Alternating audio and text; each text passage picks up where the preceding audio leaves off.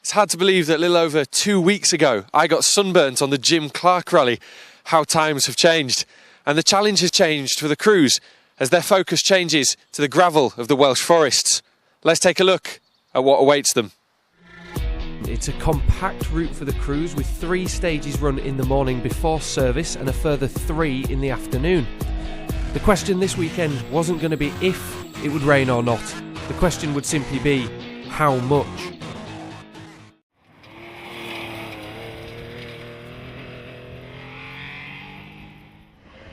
As always, it's the British Historic Championship competitors that run first on the road, an advantage for making the best of the fantastic conditions. But for number 1 on the road, Ricky Profit and Phil Harrison, it does mean the pair have no lines to follow through these Welsh stages. This doesn't stop them though, and after stage 2, the pair lead the category by 11 seconds. Ricky, you took 4 out of Desi on that opening stage. How did you feel the second one went? Well, actually, I thought the first stage we weren't really on it, so that's thanks for that. That's really made me happy.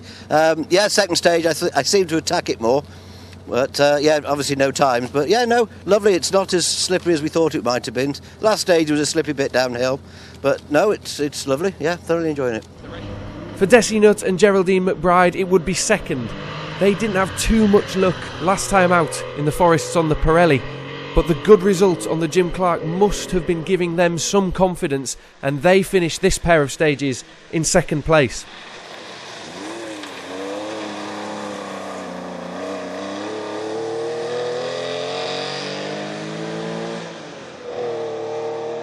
Desi, slightly down on Ricky after the first 6 miles. How did you feel that second stage went? It was very technical. The fast bits were very slippy. It was a difficult stage. Everyone's saying the stages are in pristine condition though. We had a look earlier and they look to be absolutely mint. Oh yes, they're superb. Wouldn't complain about them at all. Third place wouldn't be so easy for Graham Waite and Jill Cotton. The already underpowered Volvo seemed to be struggling a little in the stages, a problem which would later be put down to the ignition timing on the car being out. But for now, just under 4 seconds separates them from Nutt and McBride in front.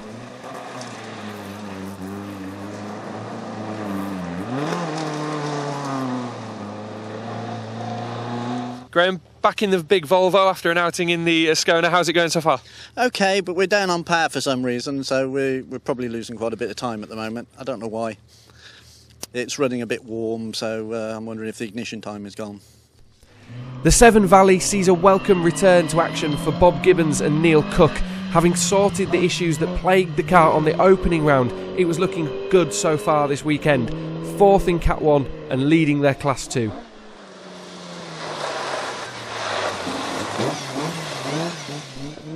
For Derek Boyd and Peter Scott, it would be a slippery but steady run over the first 2 stages. The pair wouldn't be troubling their class rivals in the top 2 places, but then again, not many would be. They were, however, getting themselves into battles elsewhere in the results and were happy to end this morning in 5th.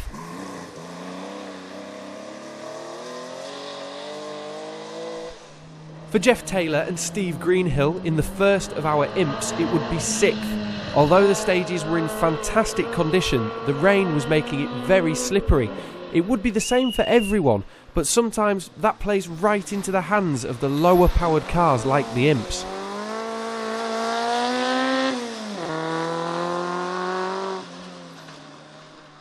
There would be no drama for Edmund Peel and Janet Crane. A steady start to the day for them, and they would be in a position to push a little more now they had settled in. 7th place for now. It would be a better run this time out for Geraint Thomas and John Stanger Leeds. The pair hadn't been without their problems on previous events, but this weekend was going well so far for the pair. They were in 8th. It would be a smooth run too for Callum Barney and Ron Shannon, the pair enjoying the stages and ending stage 2 in 9th.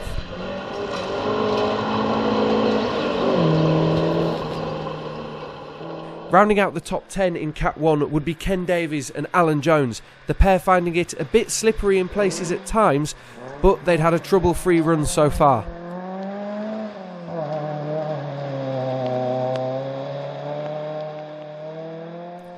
And for Nick Pinkett and Richard Simpson, it would be just outside the top 10 in 11th.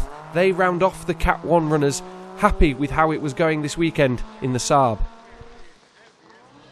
With our old stager crews missing from the last round at the Jim Clark, it was back to business here out on the Severn Valley, with Gwillem Roberts and Paul Price leading the way at this stage. A new co-driver and a return to the stages after a bit of a break didn't seem to be causing any problems for the leader.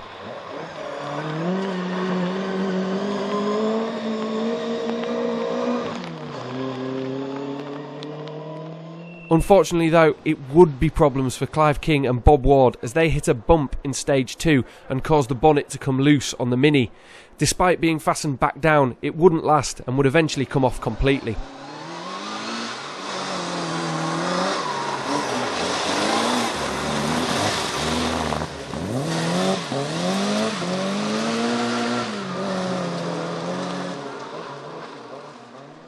And in third of the old stager crews, it would be Wyn Jones and Ray Evans. Other than forgetting to put the car into gear at the start of the first stage, it was all going smoothly today.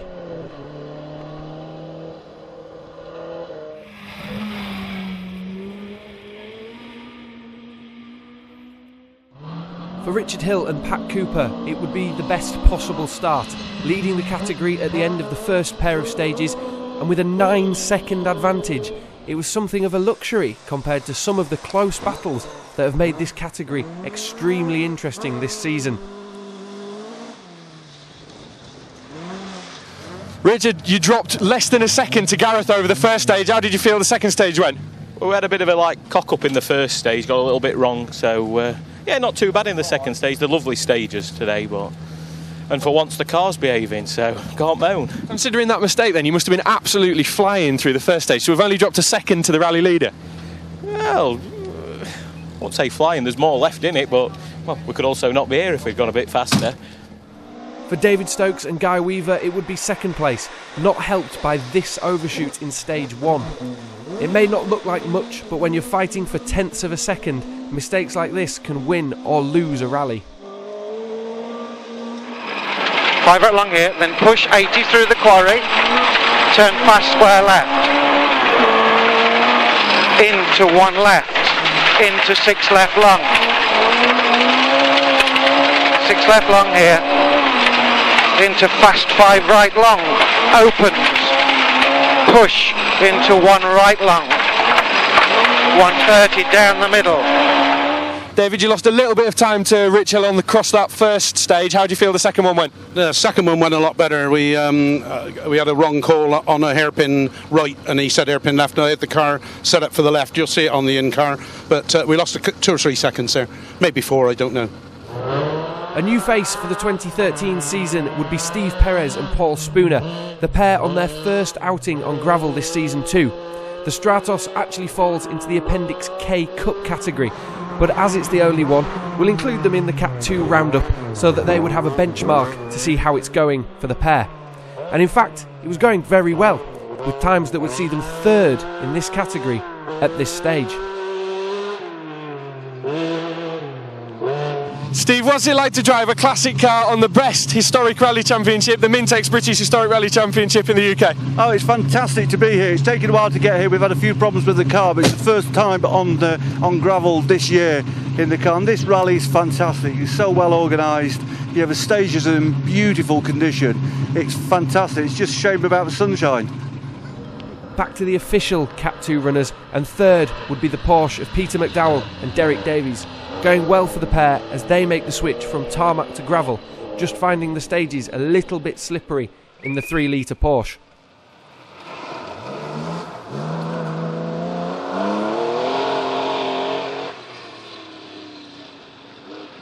Peter, how's it going?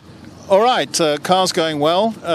The driver's a little rusty, having done tarmac on the last event, and it's very slippery, particularly under braking, so I bet everybody said that, right? Everyone's saying it is very slippery. They're saying the stages are immaculate, but fast and flowing in a real change from that tarmac. Yeah, absolutely. They are fast and flowing, and but slowing down for the sharper ones is not so easy when you don't know, how much grip there is. So we went wide on a couple of hairpins, but I don't think we've lost a lot of time. For Wayne Bonza and Rich Aston, it would be fourth, and a happy start to the event, as this time they had a working gearbox. Mixed feelings on the conditions this weekend, as the pair were one of the ones finding the slippery stages a little more difficult than some. A steady start for Nick Danks and Martin Corbett on stage 1, but they pick up a little more on the second stage, and they'll be pushing harder on the following stages now they're reacquainted with the car since the last round. But for now, 5th place was a good start. A few spins on the opening stages for Scott Smith and Fraser Martin were the result of going a little bit faster than they would have wanted to be. But that's not surprising with the fast and flowing nature of the stages in most places. So this wasn't an event to be worried about speed.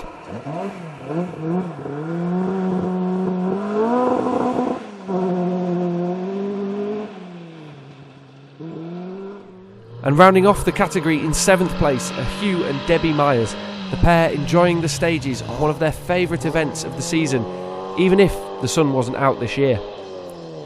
Unfortunately, stage 1 sees us lose Mark Holmes and Tony Lindsay with a misfire on the Escort.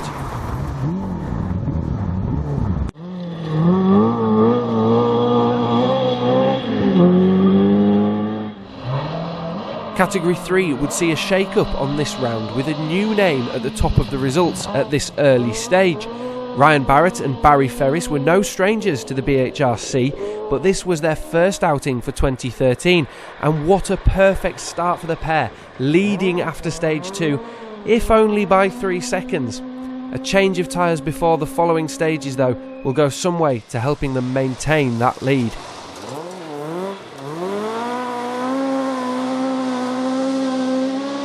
Ryan, I'll be really quick because I know you're working. It looks like you've got straight back into the groove. Yeah, the first stage, a wee bit cautious, a wee bit slippy, but that stage I think we seem to be pushed a bit better. I don't know what the time's like, but I enjoyed it. Felt good, you know. So we'll keep going. Following the increase in pace on the Jim Clark rally, Ernie and Will Graham settle into 2nd place and in fact post the fastest stage time on the opening stage. The stages will suit the pair this weekend as well. With the confidence growing, the results will hopefully follow.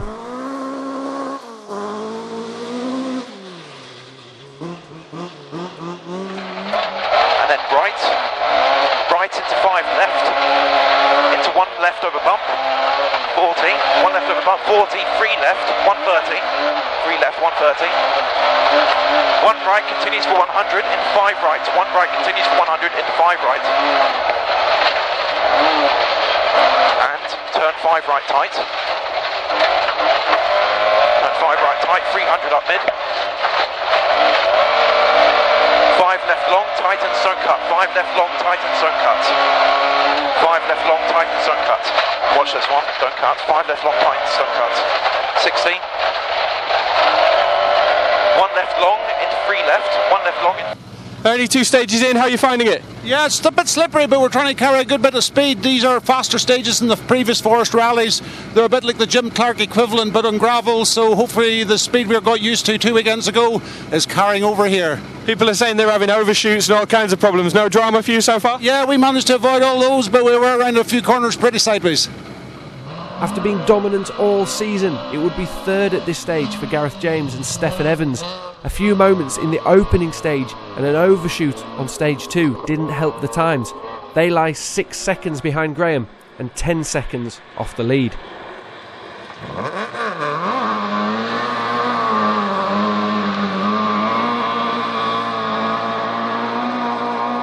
Gareth, back in Wales, back on the gravel, Welsh forests, and you look to have got straight back into the groove. Oh, it's great, it's brilliant, yeah. Stage 1 is very slippy, wet in there. We had a few moments, but we're still here. Stage 2 went well as well. We had a bit of an overshoot, but that's the rallying for, innit? So, yeah, let's hope we have a good one through stage 3 now and keep going. After making a good debut on the Jim Clark rally, Will Rowlands and Rich Birch were again back for more at round 4. Not going as well as they'd hoped now though, struggling with a new tyre in the stages, the lack of grip giving the pair some confidence issues.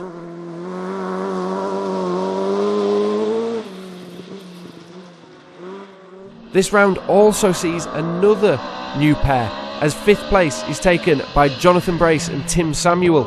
Issues with the brakes in the opening stages would cost them a small amount of time, but nothing major, and there wouldn't be much separating them from Rowlands at the end of this run.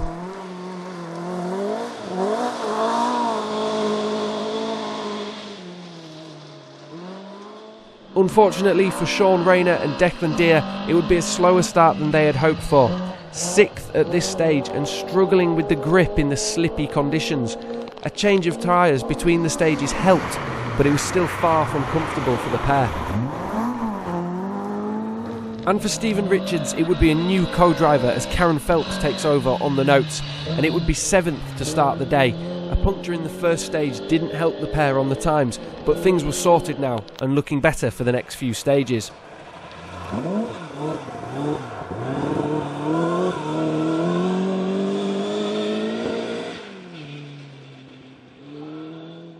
So, after 2 stages, this is how the top of the results look.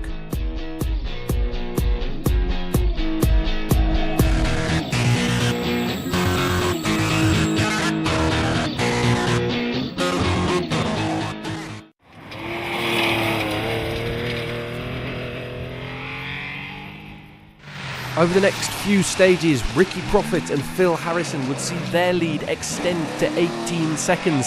The stages change a little in the afternoon, just enough to keep everyone on their toes and reducing double run roads as much as possible.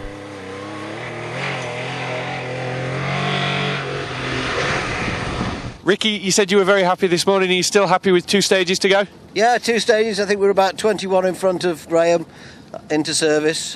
We had a good run through the last stage. Bit slippery, of course, but yeah, if we can just hold on to the lead, we'll be even more. But yeah, lovely. Thoroughly enjoying the rally. There would be a change in 2nd place as Graham Waite and Jill Cotton take advantage of the continuing rain showers to pull back in the Porsches and hand back some of the advantage to the big Volvo.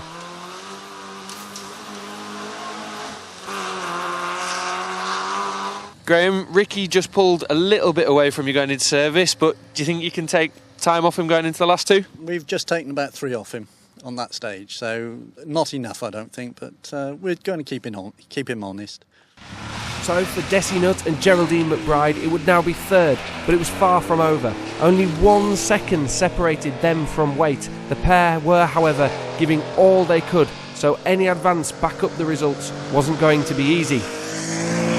Desi, last time we spoke to you, you were pushing Graham really hard. Is that still the case? It's nip and tuck.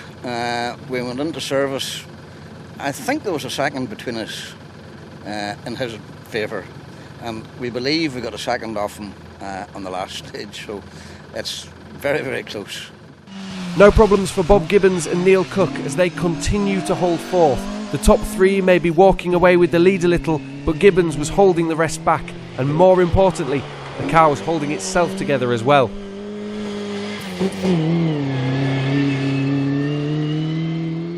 In 5th, it would be no change for Derek Boyd and Peter Scott. The rain was making visibility a little more difficult, as well as leaving a lot of standing water.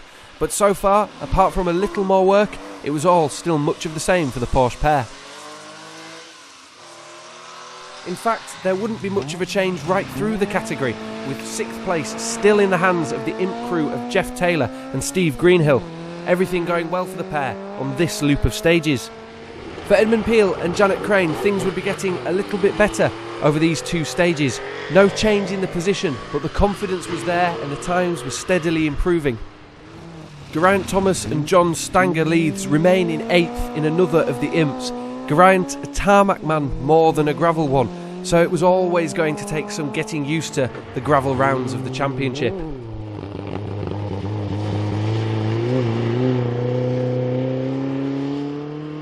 No problems for Callum Barney and Ron Shannon in 9th. They remain consistent and keep that place for now.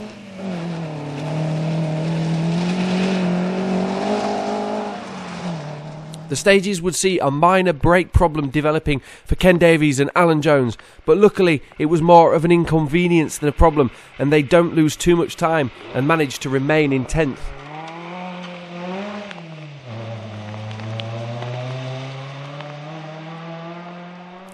Nick Pinkett and Richard Simpson continue their run outside the top 10 in 11th, suffering a little with the visibility due to the amount of the rain that the 50-year-old wiper system was having to shift from the Saab's window. There wouldn't be much change in the old stages too, with the lead still in the hands of a happy Gwilym Roberts and Paul Price, another to suffer with the wipers not shifting the rain fast enough, but it was made better by driver and co-driver swapping the wiper blades around.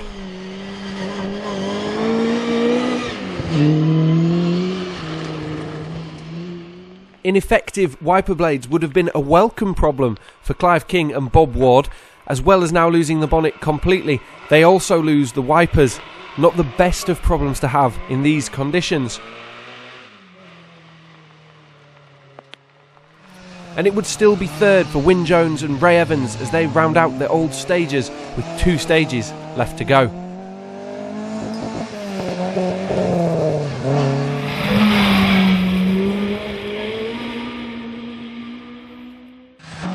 In Category 2, the only thing to change at the top would be the advantage. Richard Hill and Pat Cooper now with a 25-second lead just over halfway through the event. The pair were another crew to find the speed of the car outmatched by the efficiency of the historic wiper systems.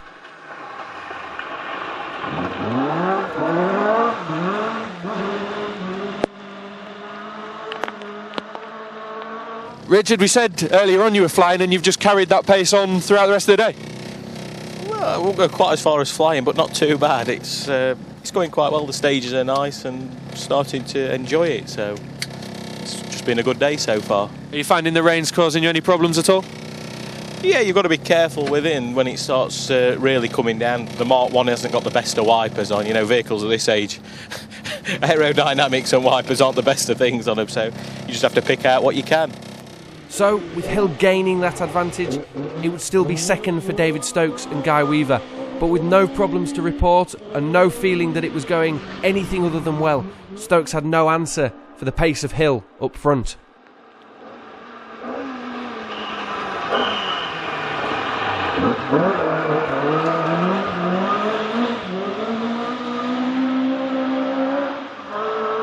Line. Push 3 right in, 80, push 3 left in over bump, 100. So it's push 3 left in over bump, 100. 4 right over small crest, 40. 1 left into tight, 4 right, 40, 6 left. So it's 6 left here, then 3 right in, push 4 left, 80 up the middle. David, you've got a fight on your hands again. Again, yeah. I don't know, we went in there against him, but we had a much better flowing stage in that last one than we did the first time, so that was good news. So we're 18, halfway we were 18 seconds behind him, so it's going to be a struggle to beat him today now, but we may do. Our Appendix K runners Steve Perez and Paul Spooner were still going well, times that would have been third in Category 2, and the car running perfectly. Reliability and consistency coming together for the Stratos crew this weekend.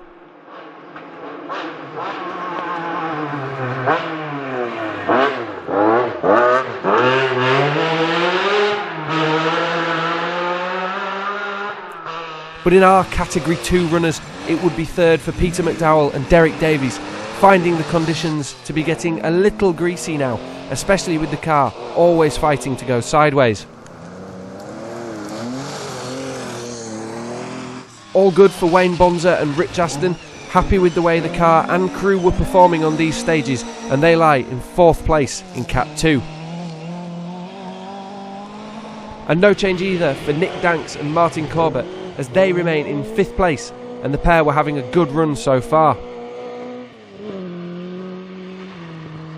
Scott Smith and Fraser Martin get used to the speeds needed here at the Severn Valley and keep going well in 6th place. And rounding out our category runners in 7th are still the Saab pairing of Hugh and Debbie Myers.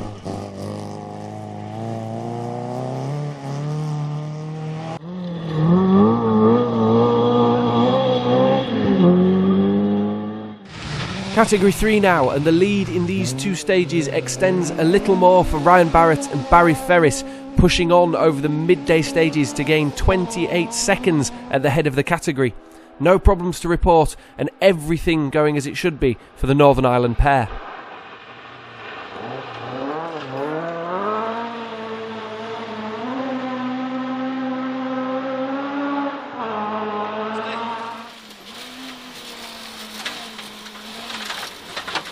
long 1 left hook plus, into 3 left cut plus, 60, 5 left cut 100. Keep middle over small crest, OK, 60, long 3 left hook plus opens, 40, 1 right hook plus, and 3 right long tightens, cut exit, 100. Repeat, 100 to 6 left minus, drop outside. Ryan, you're coming in here on your BRC 2013 debut and you're spoiling the party a little bit. No, I wouldn't say that now. Just having a good run and enjoying the event now. Stages are absolutely brilliant, you know. First stage this morning took a wee while to settle in, but put the pressure on then the next 2 there. So going okay so far, so good. So really enjoying it now, and the stages are unreal, as I say there. Like, so we'll keep it going now to finish. Hopefully, fingers crossed. Still enjoying the faster flowing roads and going well in second are Ernie and Will Graham. The gap may be 28 seconds now, but they would continue to push Barrett all the way to the finish.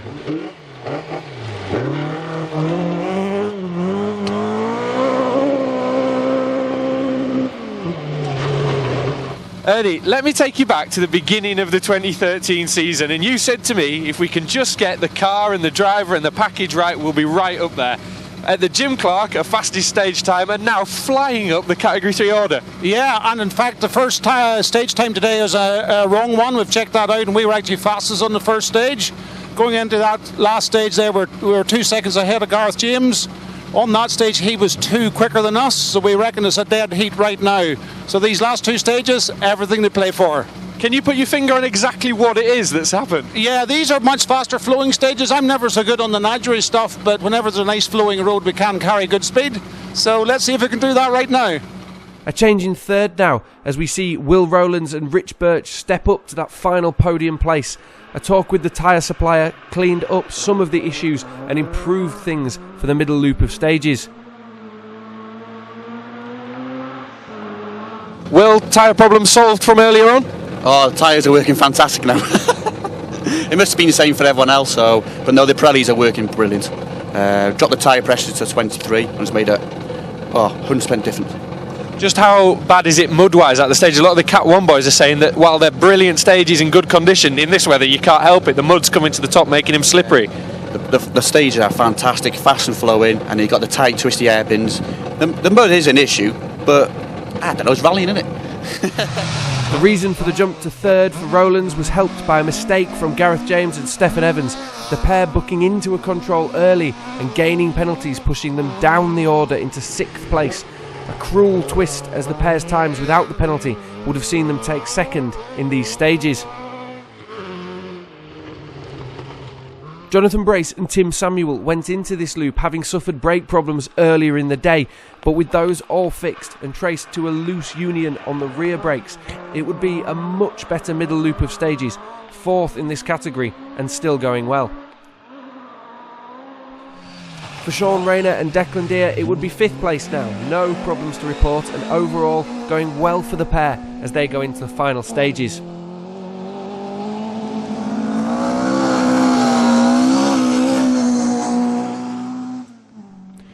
Unfortunately, we lose Stephen Richards and Karen Phillips in stage 4, where they suffer with a mechanical failure in the Escort. So, with just 2 stages remaining, this is how the results are looking.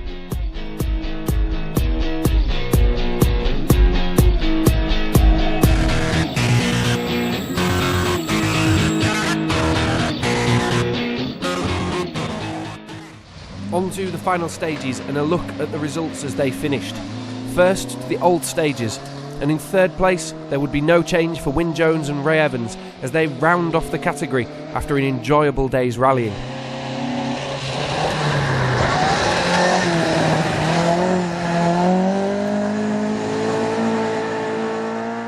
For Clive King and Bob Ward, the win was out of reach from the start, the numerous little problems putting them in that runner-up spot from the beginning, and that's where they remained, 2nd at the end of round 4.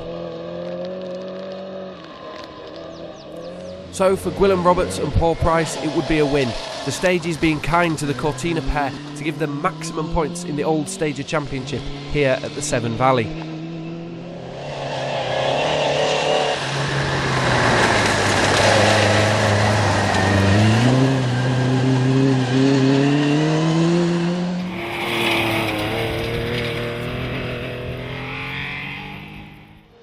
In Cat 1, it would be Nick Pinkett and Richard Simpson who would finish up in that 11th place, a road penalty not helping them with their overall time.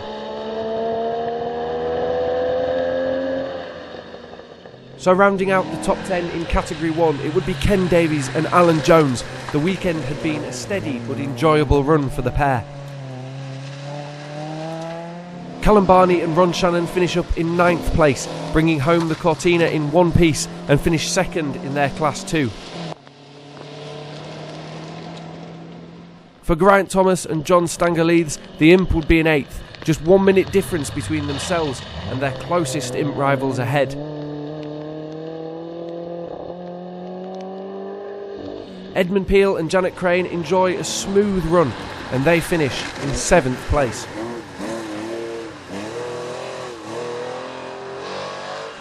Leading the Imps home would be Jeff Taylor and Steve Greenhill.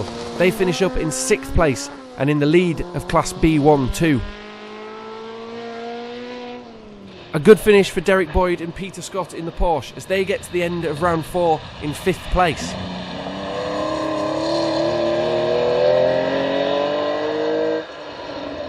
All that hard work since their disasters earlier in the season were going well now for Bob Gibbons and Neil Cook as they get to the finish in 4th. The pair only 2 minutes off the rally lead too, showing the pace was certainly there. The rain midway through the day was what possibly decided the top 3 in Category 1, as 3rd place would remain with Desi Nutt and Geraldine McBride. 34 seconds was the gap back to 2nd place at the end of the day. That lost time too much to make up in the 2 stages this afternoon.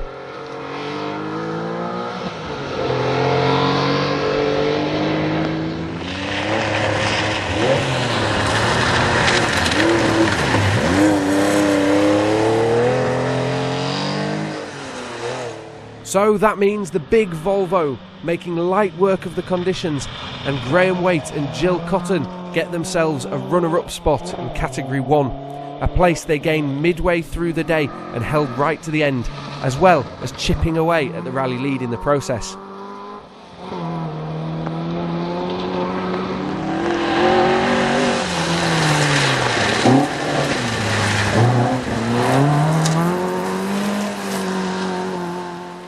And for Ricky Profit and Phil Harrison, it would be that category win. A lead from the start seemed secure, but the advance of Waite and the second half of the day was a little bit of a worry for the pair.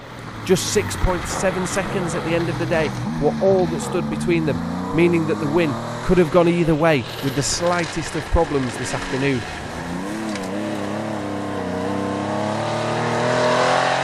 Ricky, Cat 1 winner, you flew once again. Yeah, we had a good rally. First 3 stages we were 20 up. Graham came back, it was fantastic. Got a little bit rough for the Porsche. Just tapped off maybe a little bit. And he came back within 6 seconds, so thank God there wasn't another stage. But the Volvo is a real mud plugger and it really battled through it. But no, great rally. Absolutely delighted. There's a real battle opening up between yourself, Desi and Graham at every single event we go to at this Category 1. Yeah, it's fantastic, yeah, it really is. Desi unfortunately just had a little bit of a moment apparently. Yeah, I love it, it's great and long may it continue. Doesn't look like the Porsche put her foot wrong all day. Nope, no, she's lovely. Yeah, lovely old girl, and I say I just tapped off. It got a little bit rough the last 3 stages, the second use, so and there were some big ruts, so we just backed off, but I say backed off, but I don't want to kill her, she's lovely. Graham, probably your best result of the year and the closest you've got to the Porsches all year. Well, we push them quite often, but yeah, it's been good this afternoon. We had a few problems this morning with the power of the car, but this afternoon we got our finger out and took time off Ricky. Just 6 seconds, it's not a lot across a day's rallying, is it? No, it isn't, but that's rallying. You know, we've enjoyed this afternoon, that's been the fun of it.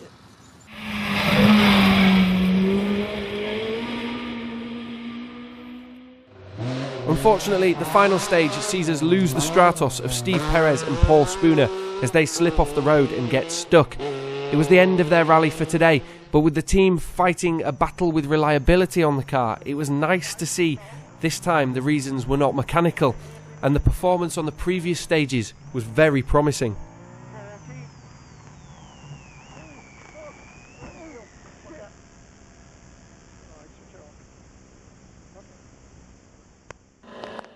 So, rounding off the Category 2 runners are Hugh and Debbie Myers in the Saab.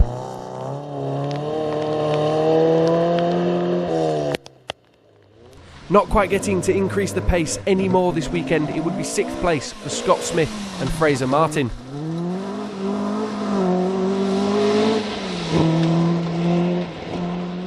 Unfortunately for Wayne Bonza and Rich Aston, it would be a small drop down to 5th on this final leg.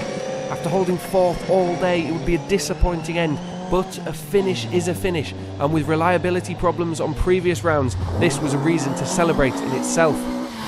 The reason for the drop down the order for Bonza was the move up to 4th for Nick Danks and Martin Corbett. A good run on the final stages sees them gaining some time and moving into that place just outside the podium points.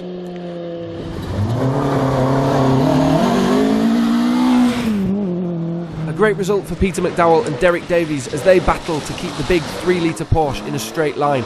A change of tyres in the afternoon helping them with that though, and they end the day with the final step on the podium.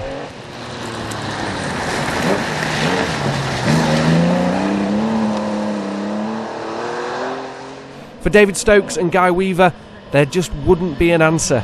They end the event just over 40 seconds behind the rally leaders and felt there wasn't anything else to give from the car. Would this be a bad sign for future events, or would they be able to find that little bit extra and bring the fight back in the next round? So that means that it's Richard Hill and Pat Cooper who take the win in Category 2 here today, a lead they held all day in their Escort, and one that would see previous champion Stokes wondering what could be done on the next round to make up that time and keep the battle close.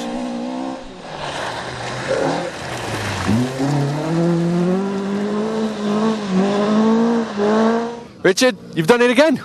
Yeah, it's been a real good day. I had a trouble-free day, which I've not had one of them in a long time. So brilliant, really. It was quite wet and rough in the last loop of stages, so just had to be a bit careful in the last stage. I was worried all the way, thinking I need to get to the end, and we did, and it's been a good day. So. Now, you've been really modest every time we've interviewed. You said, "Oh, I'm not flying." We've just spoken to David Stokes. He says he's never taken someone on, other than perhaps Julian Reynolds, that has got so much out of a Mark 1 Escort. That's praise indeed. Yeah, it is. I mean, don't get me wrong, David goes very well, and it's going well. There's more probably to come, but there's more to come out of everyone. You can always look at it, you analyse, don't you, and see where you can go better, and always looking to improve and just trying to build up confidence. I've had a lot of bad luck recently, and it's just trying to keep building on the good results that we have and pushing for the next events. Cast your mind back to the first event of the season. Did you think that you would be stood here, taste the champagne, first in category?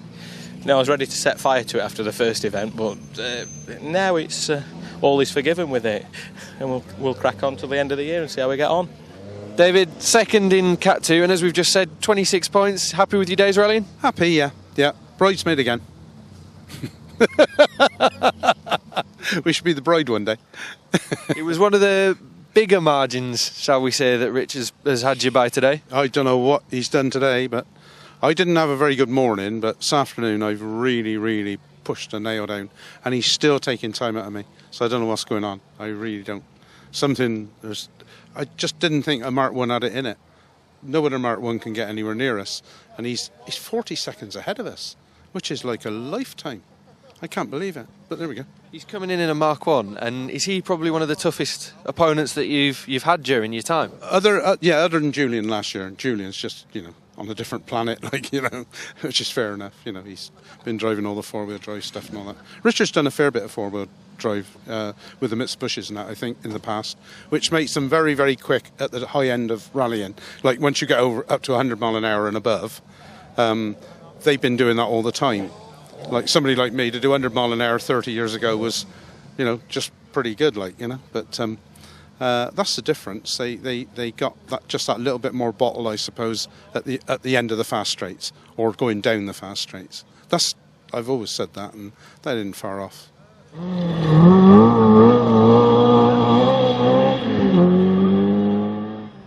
In Category 3, it would be a disappointing end for Gareth James and Stephen Evans. A trip into the scenery was incidental as the pair gain more road penalties on the way back to the finish and ensure that last place remains theirs. times without the penalties frustratingly would have seen them finish third.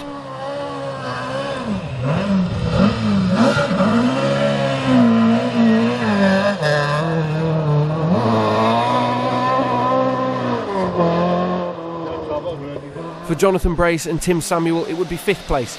A problematic run for the pair, but nothing major, and nothing to take away from the enjoyment of the event, even if it did hinder their progress a little.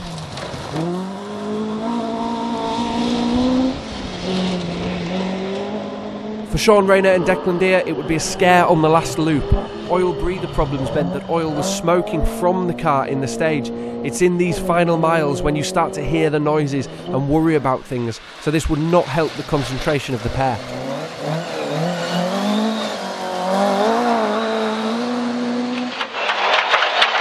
One left over small crest. Whoa. 5 right and hairpin left.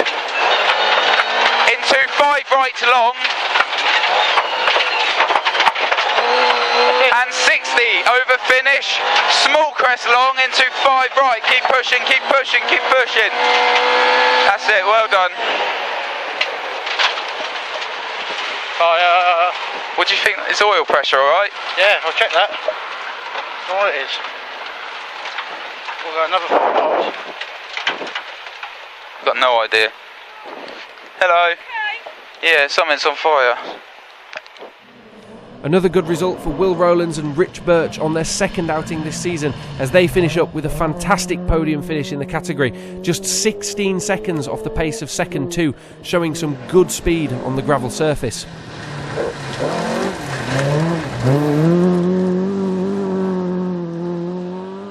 For Ernie and Will Graham, it would be 2nd place. The pair struggle in the final stages with the engine cutting out on the car and an overshoot in stage 5, but they remain above the rest to take that runners-up spot.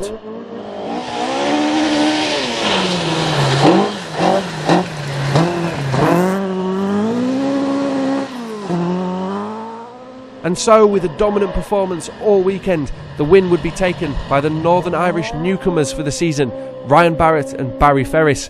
A lead that they held all day was still theirs at the end, and they take maximum category points with the overall win here at round 4. 5 left cut and 2 right hook plus over junction 100.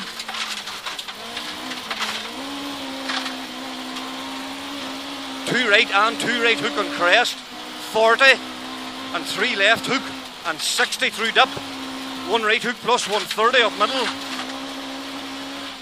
and 5 right minus hook 100 and sudden square left. So, with 6 stages complete, the results at the end of round 4 look a little bit like this.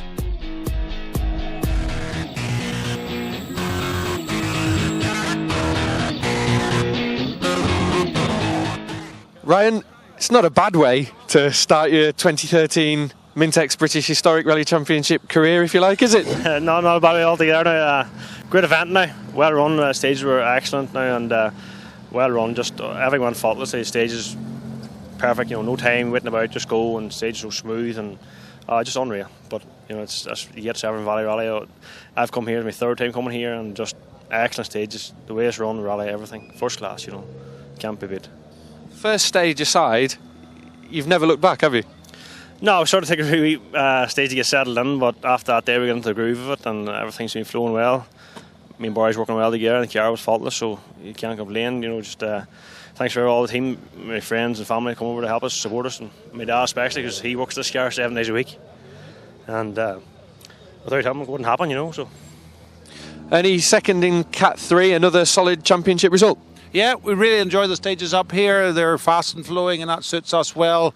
We don't go so well in the Nigeria bits. We had a couple of issues in the last loop there. We had a big overshoot, stalled the engine, and that dropped 5 to 10 in the middle stage. And in the last one, the engine cut out a couple of times, so that dropped a few more seconds. But I think we did enough. Unfortunately, Gareth James dropped back. I think we rode penalties.